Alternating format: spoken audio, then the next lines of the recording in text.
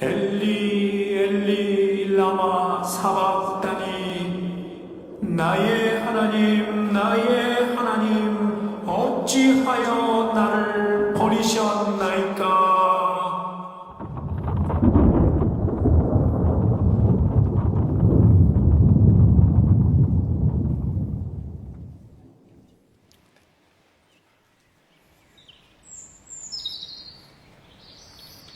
인자가 점차 사람들의 손에 넘겨져 죽임을 당하고 제3일에 살아나리라.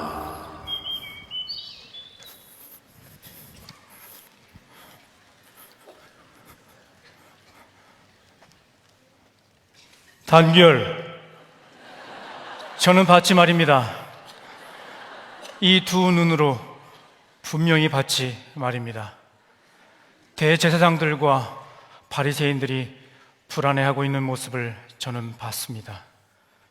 그 사람들이 왜 불안해하고 있었을까 잠시 생각해 보니 저 무덤에 갇힌 예수란 사람이 예전에 자기가 죽더라도 3일 만에 다시 살아날 거라고 말했다는 겁니다. 에이, 아무리 그래도 그렇지 어떻게 죽은 사람이 다시 살아납니까? 저는 지금까지 살면서 사람이 죽었다가 살아난 것은 본 적이 한 번도, 아니, 얼마 전에 제 친구에게 이야기를 들었는데 그 사람 이름이 뭐였더라? 그 사람 이름이 나사리?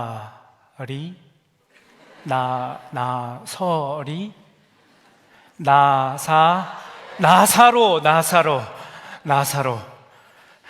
그때도 그 예수가 이미 냄새 풀풀 나는 시체가 된 나사로를 향해 나사로야 나오너라 라고 말했더니 그 죽은 나사로가 벌떡 일어나 나왔다는 겁니다. 그런데 여러분, 저는 여러분에게 묻고 싶습니다. 여러분 대답해 주십시오. 여러분에게 물어보고 싶습니다. 진짜 나사로가 살아난 게 맞습니까? 정말 이 사실이 진짜라는 사실입니까? 여러분은 정말 믿음이 좋으신 것 같습니다. 저는 도무지 이 사실이 믿어지지 않지 말입니다. 어떻게 죽은 사람이 다시 살아날 수 있느냐 말입니다. 아무튼 유대 종교 지도자들은 예수가 다시 살아날 것이라고 말한 것을 똑똑히 기억하고 있었습니다. 그래서 혹시나 이 사실이 많은 사람들에게 알려지게 된다면 자신들은 위험에 처할지도 모른다고 생각했던 것 같습니다. 그래서 저희들을 시켜 수단과 방법을 가리지 말고 저 무덤을 지키라고 말했던 겁니다. 저는 경비병으로 지금까지 일하면서 죽은 사람 무덤을 지켰던 일은 아마 이번이 처음이었던 것 같습니다. 그나저나 제 소개를 하지 않았군요. 저는 로마군에 속한 경비병입니다. 그리고 제 이름은 아닙니다. 쓸데없는 소리는 안 하는 게 좋을 것 같습니다. 저는 아무튼 돈을 받고 일하기 때문에 저 무덤에 갇힌 예수라는 사람이 죽었다 살아나는 일에는 관심이 없습니다. 다만 이 일이 아무 문제 없이 끝나기만을 바랄 뿐이었죠. 그리고 사람들이 시키는 대로 무덤 앞에 서서 그 무덤을 지키기 시작했습니다. 하루, 이틀이 지났을 때 아무 일이 없었습니다. 그러나 3일째 되던 날 새벽 갑자기 땅에 진동이 생기더니 하늘에서 하얀 옷을 입은 어떤 물체가 내려오고 저 돌문이 열리기 시작하는 것이었습니다. 돌문이 더 세게 여러분 보셨나요? 다시 보여드리죠. 지금 졸고 계셨던 분들 다시 보여드리겠습니다. 이 돌문은 분명 닫혀 있었습니다. 참고로 반자동입니다. 분명히 닫혀 있었습니다. 그런데 셋째 날 새벽 땅이 진동하더니 하늘에서 하얀 옷을 입은 물체가 내려오고 저 돌문이 활짝 열리는 것이었습니다. 박수하겠습니다. 아니, 어떻게 이런 일이 있을 수 있지? 저는 이 돌문을 지키던 경비병들과 함께 정신을 잃고 말았습니다. 얼마 후 눈을 뜨자 돌문은 열렸고 무덤 안은 비어 있었습니다. 큰일 났다. 저는 급히 성 안으로 달려 들어가 대제사장들에게 이 사실을 알렸습니다. 그리고 그들은 긴급 회의를 열었습니다. 얼마 후 몇몇의 사람들이 저에게 와서 이렇게 말하더군요.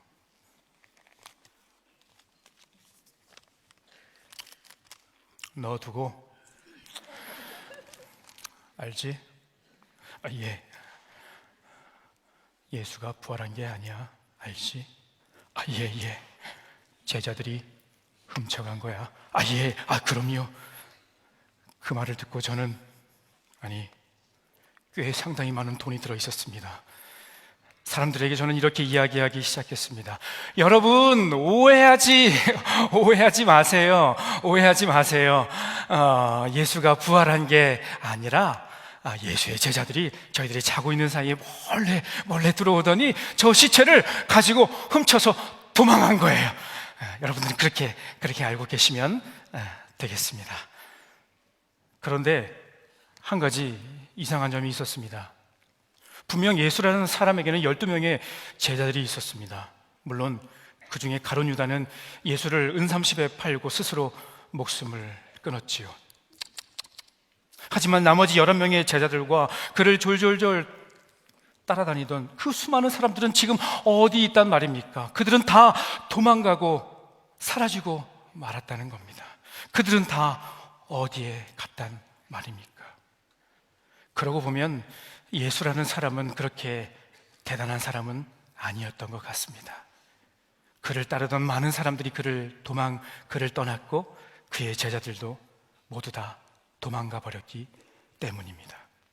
그런데 이상한 점 한 가지가 있습니다. 오늘은 이상한 게 참 많죠? 저는 봤습니다. 저는 똑똑히 봤습니다. 돌문은 열렸고 무덤은 비어 있었다는 사실입니다. 어떻게 이런 일이 있을 수 있단 말입니까? 지금부터 그 비밀을 하나씩 풀어드리도록 하겠습니다. 여러분은 예수 그리스도의 무덤에 돌이 왜 굴려졌다고 생각하십니까? 저는 청소년의 생각이 조금 궁금했습니다. 그래서 청소년 한 명과 함께 인터뷰를 좀 한번 해보도록 하겠습니다. 이름이 어떻게 되죠? 강윤성이요. 무척 떨고 있습니다, 이 친구가. 지금 몇 학년이죠? 이제 중학교 2학년. 중학교 2학년입니다. 그 무시무시한 중2병의 주인공입니다. 윤성 친구는 왜 예수님의 무덤에 돌이 굴려졌다고 생각하죠? 예수님이 부활하셨으니까 이제 나오실 때 열린 게 아닐까. 제가 굴리거나 그러진 않았잖아요. 자기가 굴리지 않았다고 급구 항변하는 우리 중2 학생의 인터뷰였습니다. 감사합니다. 들어가세요. 많은 사람들이 예수님의 무덤의 입구를 막고 있던 돌이 굴려진 이유에 대해서 쉽게 부활하신 예수님이 나오시기 위해서 돌을 굴리고 나오셨다라고 생각을 하죠. 그런데 우리는 앞선 이민영 목사님의 설교를 통하여서 예수 그리스도의 무덤이 그 돌이 굴려졌을 때는 이미 예수님의 무덤 안에 예수님은 계시지 않았다는 것을 알 수가 있습니다. 성경의 다른 구절을 찾아보면 이것이 더욱더 확연시 되는데요. 요한복음 20장 19절을 보면 안식 후 첫날에 예수님 제자들이 유대인을 두려워하는 마음으로 한 곳에 모여 있었습니다. 그곳에 문들이 닫혀 있다라고 오늘 성경은 표현되어 있는데, 오늘 그 닫힌 문 사이로 예수님이 호련히 나타나셔서 제자들에게 평강이 있을지어다라고 말씀하시죠. 근데 오늘 여기에 닫혔다라는 표현의 단어는 그냥 문이 닫혀진 정도가 아니라 감옥문을 폐쇄하며 닫을 때, 혹은 내부와 외부가 완전히 차단되어야 하는 성문을 닫을 때 바로 이 단어를 사용했습니다. 그러니 오늘 제자들이 문을 닫고 있었다라고 표현할 때는 내부와 외부가 완전히 차단된 상태를 의미합니다. 조금 더 가다 보면 20장 26절을 보아도 동일한 상황이 반복이 됩니다. 여드레를 지나서 제자들이 다시 집안에 있을 때 도마가 의심을 또 하지요. 예수님은 도마를 만나주시기 위해서 그들이 있는 가운데로 나오시는데 그때도 역시 문들이 닫혀 있었고 그 닫혔다라는 표현은 내부와 외부가 완전히 단절된 것을 의미합니다. 누가복음 24장 31절을 한 번 더 보도록 하겠습니다. 예수님의 죽음 이후에 실망하고 좌절한 제자 2명이 예수님의 그 절망스러운 마음을 가지고 엠마오로 가고 있었습니다. 예수님은 그들에게 다시 나타나셨고 그들에게 말씀을 설명해 주시고 그들의 눈이 밝아지자 그들 앞에 있는 사람이 예수 그리스도인 줄을 깨달았습니다. 하지만 이미 그때에는 예수 그리스도는 보이지 아니하셨습니다. 홀연히 사라진 것이죠. 예수님의 부활하신 몸은 이미 시간과 공간을 초월하고 계셨기 때문에 저 돌문이 예수님을 못 나오도록 막을 수가 없었다라는 것이죠. 다른 말로 하면 저 문이 열린 이유는 예수님이 나오시기 위한 출구로서의 역할이 아니라는 것입니다. 저 문을 연 천사는 절망과 비통 속에 빠져 있는 그 여인들이 예수님의 빈 무덤 안으로 들어오기를 원했고 입구로 사용하기 위해 돌을 굴려 놓았다라는 것이죠. 이것이 무슨 뜻입니까?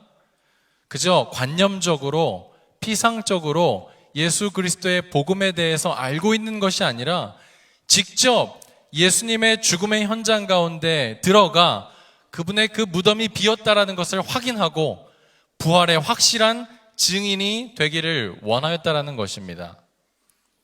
예수님의 마음이 간절하였습니다. 그래서 예수님은 그가 승천하시기 바로 전에도 동일한 말씀을 하십니다. 그것이 바로 사도행전 1장 8절입니다.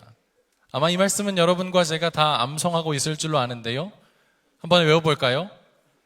오직 성령이 너희에게 임하시면 너희가 권능을 받고 예루살렘과 온 유대와 사마리아와 땅끝까지 이르러 내 증인이 되리라. 아멘.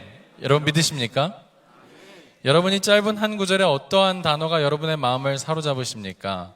어떤 분은 성령이, 어떤 분은 권능이, 어떤 분은 땅끝까지 라고 여러분 생각하실 수 있을 것입니다.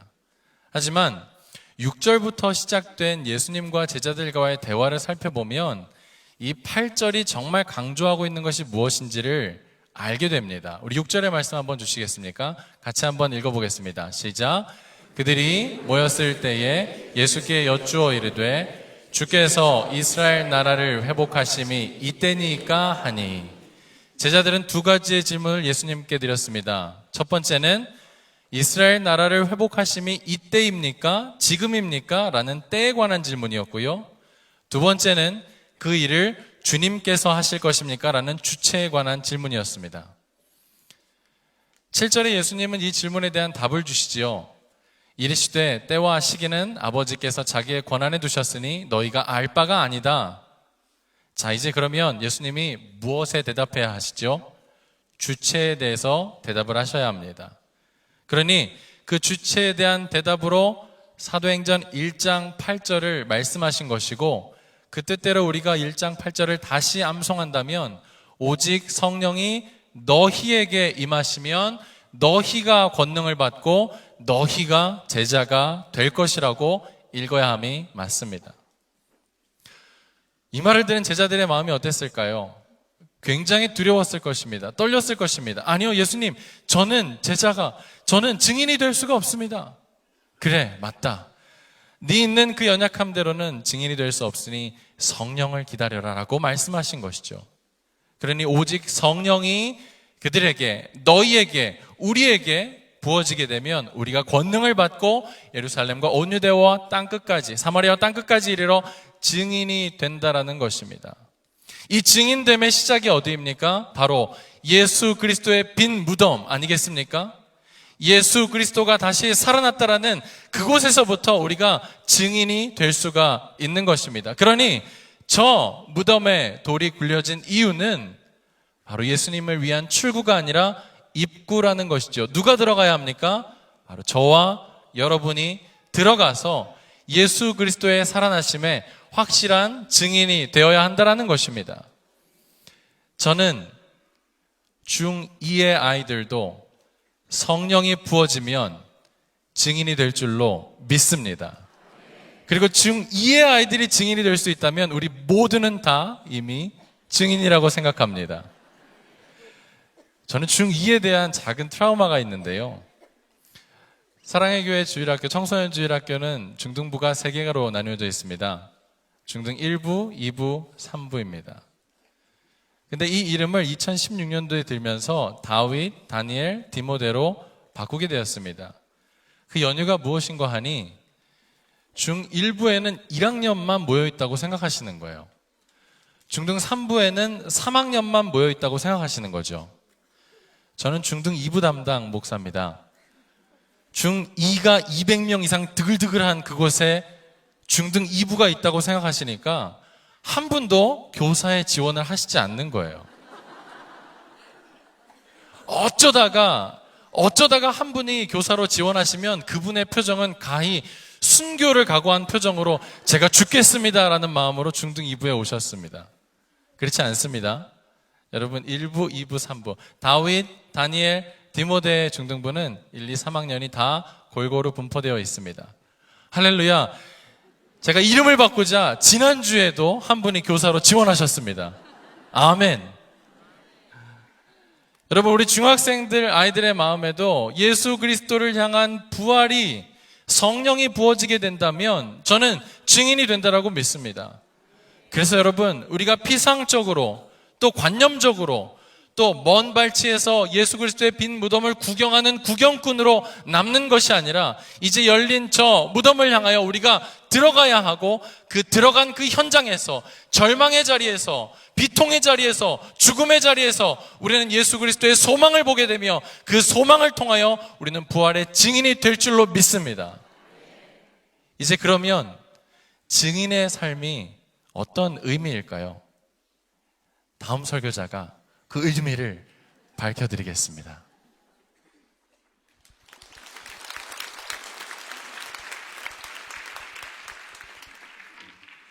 그렇다면 부활의 증인으로 살아간다는 것이 무슨 의미인지 생각을 해보도록 하겠습니다. 사실 우리들 대부분은 이 부활의 믿음을 우리의 상황을 바꾸거나 외적인 문제를 해결하는 능력으로 적용하려고 합니다. 그래서 죽음까지도 이겨내시는 예수 그리스도의 능력으로 우리 흙수저 인생들이 금수저 인생이 되는 것이 부활의 믿음이고 능력이라고 생각합니다. 그러나 부활의 믿음은 이보다 더 큰 내용을 포함하고 있습니다. 그리고 그 내용은 부활 이후 제자들의 삶을 통해 더 분명하게 생각해 볼 수 있습니다. 3년 내내 예수님을 따라다녔건만 제자들에게 주어지는 것은 아무것도 없었습니다. 무언가 원하는 것들을 얻어내기 위해 주님을 따르기도 하고 주님을 이용해 보기도 했지만 막상 주어지는 것은 없었습니다. 그것도 서러운데 우리 주님은 제자들의 마음을 모르시는지 자발적으로 예루살렘에 들어가셨고 그곳에서 최악의 죽음을 당하십니다. 제자들의 입장에서 지난 3년간의 시간은 모두 물거품이 되어버린 순간이었습니다. 그런데 한 가지 신기한 소식이 들려옵니다. 모든 것을 잃었다고 생각했던 그 순간 그 주님께서 다시 살아나신 것입니다. 그렇다면 이제는 제자들이 원하는 것을 얻을 수 있었을까요? 인생 역전이 일어난 것이었을까요? 아닙니다. 현실은 그대로였습니다. 아니, 오히려 현실은 더 나빠집니다. 주님은 제자들의 마음을 정말로 모르셨던 것인지 하늘로 올라가 버리셨기 때문입니다. 제자들의 현실은 주님을 만나기 전이나 주님과 함께 있을 때나 주님이 다시 살아나신 후나 달라진 것이 없었습니다. 오히려 주님을 모를 때는 멀쩡한 직업이라도 있었고 주님을 모를 때는 로마와 유대의 미움을 살 일이라도 없었지만 이제는 목숨을 유지하기조차 어려운 상황이 되어버립니다. 그런데 한 가지 이 변하지 않는 현실 속에서 한 가지 큰 변화가 일어납니다. 오히려 더 악화된 현실 속에서 그 제자들의 삶이 완전하게 달라진 것입니다. 그토록 알아듣지 못하고 그토록 하나님 나라를 이해하지 못하고 그토록 욕심에 매여 살아가던 이 제자들이 다른 인생을 살기 시작합니다. 부활의 주님을 만나고 보니 지난 3년간의 말씀이 하나씩 이해가 됩니다. 부활의 주님을 만나고 보니 금수저 인생이 되고 싶어 주님을 따랐던 그 어리석음이 보이기 시작합니다. 부활의 주님을 만나고 보니 이 땅의 메인 인생이 영원한 생명의 관점에서 얼마나 어리석은 것인가를 알기 시작합니다. 죄가 보이고 용서가 보이고 십자가가 보이고 하나님 나라가 보이기 시작합니다. 그래서 그 제자들은 십자가 옆에서 단 한마디도 하지 못했던 그 제자들은 부활의 주님을 만난 이후로 그리스도인, 참 그리스도인, 예수 그리스도에 속한 사람, 그리고 부활의 증인들로 살아가게 됩니다. 그들은 이스라엘의 독립을 이야기하지도 않습니다. 경제적인 성공을 이루자고 말하는 것도 아니었습니다. 로마의 정치적, 도덕적 잘못을 이야기하며 시위하지도 않았습니다. 그들이 애썼던 것은 오직 참 그리스도인으로 살기 위해 발버둥 치는 것이었고, 그 어마어마한 현실을 뛰어넘어서 참 제자로 살아가기 위해 애썼고, 부활의 증인으로 살아가기 위해 애쓰고, 그러다 모두 순교합니다. 사랑하는 성도 여러분, 그리고 더 사랑하는 젊은이 여러분, 여러분의 상황도 제자들의 상황과 다르지 않음을 저는 잘 알고 있습니다. 차라리 신앙이 없었다면 수단과 방법을 가리지 않고 살아보겠지만, 그리스도인이라는 이유로 오히려 더 어려운 현실을 직면하고 있다는 것을 잘 알고 있습니다. 성가대 자리를 지키기 위해서 교회에서 밤을 새며 이 시간을 준비한 우리 대학부 친구들은 이곳을 나가 지상의 현실 세계로 나가면 취업의 문을 두드리기 위한 엄청난 스펙 쌓기의 현장으로 들어갈 것입니다. 그곳은 잔인하리만큼 스펙만으로 여러분을 평가할 것이고, 그 지독한 경쟁의 자리에서 삶의 자리를 찾는 것이 얼마나 어려운 일인지 저는 잘 알고 있습니다. 일주일 내내 밤새 야근을 하고, 그것도 모자라 어제 철야를 하고 또 이 자리에 함께한 우리 청년부는 이곳을 나가 지상현실 세계로 들어가게 되면 그 현실이 더 어마어마합니다. 공부만 열심히 하고 예수만 열심히 믿으면 당연히 찾아올 줄 알았던 유시진 대위와 강 선생은 예수님과 함께 승천해 버린 지 오래고, 그래도 꾹 참고 10년만 열심히 일하면 전세금이라도 모아서 조금 덜 떨어진 형제자매라도 만날 줄 알았건만, 그 돈으로는 강원도 산골에 가난한 작은 집 하나도 얻기 힘든 것이 현실이고, 그마저도 모자라서 2년마다 재계약 통보를 기다려야 하는 것도 현실이고, 도대체 명절에 집에 가는 것은 누가 만들었는지, 명절은 왜 이렇게 자주 오는 것인지, 명절이 기쁨이 되지 못한 것이 현실임을 잘 알고 있습니다. 그러나 이 자리에서 부활하신 주님의 이름으로 감히 제가 말씀드릴 수 있는 것은, 부활의 믿음은 우리의 현실보다 크며 부활의 증인들의 삶은 이 현실을 뛰어넘는 삶이며 우리는 이미 그 삶에 부르심을 받았다는 사실입니다.